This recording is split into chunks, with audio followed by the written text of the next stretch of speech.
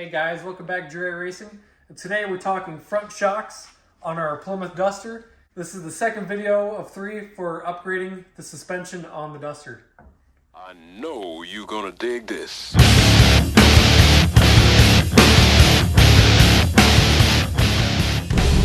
we go!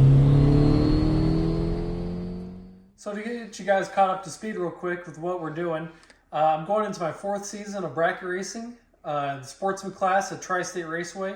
That class is 1160 and slower. So then also a little bit about the combination. This car weighs about 2,900 pounds. It's got a stroke small block 408. Flashes the 4,500 RPM on the launch and running 391 gears. The car does have super stock springs, slant 6 torsion bars up front, and we are running a 26-inch tire. When we started racing 4 years ago, we were actually going about mid 180s in the 60 foot. We kind of whittled that down to last year. I believe we went 154 as our best, and the car's best, I believe so far is a 1180 at 113. All right, so now let's talk shocks. So this is the shock we started with 4 years ago. Perfect for the street, but not for being competitive at the track.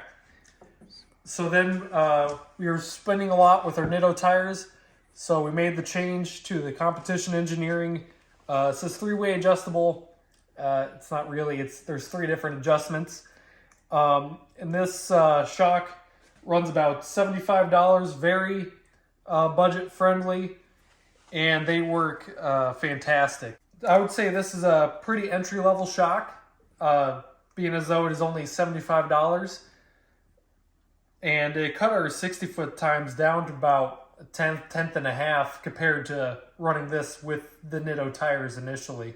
The downside of this is it is not rebuildable, and after a few years I think they are getting a little worn out, and it's not easily adjustable.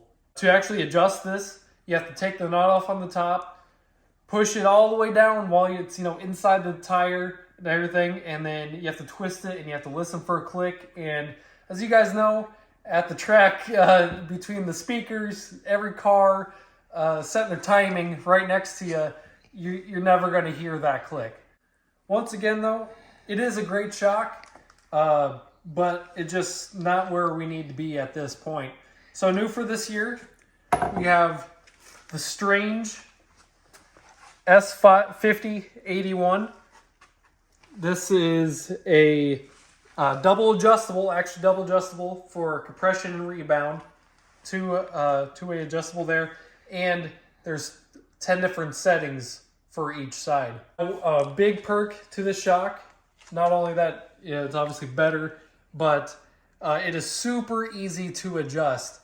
It's just literally a matter of spinning it while it's in the car all hooked up.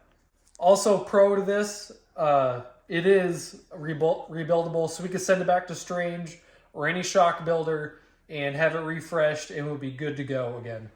But I would say the one downside of the shock is it is literally 4 times more expensive than this shock. But I feel like all the pros outweigh that one con for this shock. So you may think that this shock, for the kind of times that we're running, may be a little overkill, but on a marginal track with this shock maxed out, it's still not enough. And even when the track is good, we're still pretty much running on the maxed out setting, just because, for one, it's a pain to adjust, and 2, it's not that big of a difference. Whereas on a good track, that we're probably only going to be running this one at 50%, and not even close.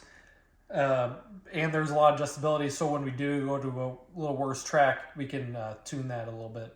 So this shock is in its 90-10 setting, which is the max it'll go. As you can see, with my calibrated arms, for being supposed to be easy rising, I'm pulling pretty hard, and then going down, it's pretty tough going down still, but going up is not great. But as for this one, in the equivalent 90-10 or the maxed out setting going up, I'm putting no pressure on it, but going down, I'm putting my body weight on it. It ain't moving.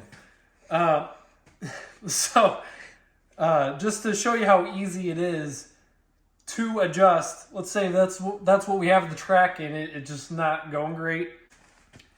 We got our knob here for compression, just for the sake of going down, so I can push it back down. We need to adjust the compression. We'll just take this. Say we got to go down 4 because we're on a better track. Easy adjustment. It'll actually make us want to adjust the car, which for us is one of those fix it till you break kind of things. But if we have to, we won't hesitate to adjust it. Another perk for this being that easily adjustable, this would be a great drag and drive shock so we could go to the track, do our thing, adjust it to wherever we need for that track, and then when we're ready to hit the road, just reach under, adjust it to the street setting that you want, and you're good to go. You don't have to worry about a floaty front end or not wanting to turn or anything like that. You could turn the car into an autocross car if you wanted to. We're not suspension experts here, nor do we claim to be, but we've learned a lot over the past few years of racing. But I would like to give a shout out to Kevin Wilson, SBC, on his YouTube channel. He's got a wealth of knowledge on this stuff.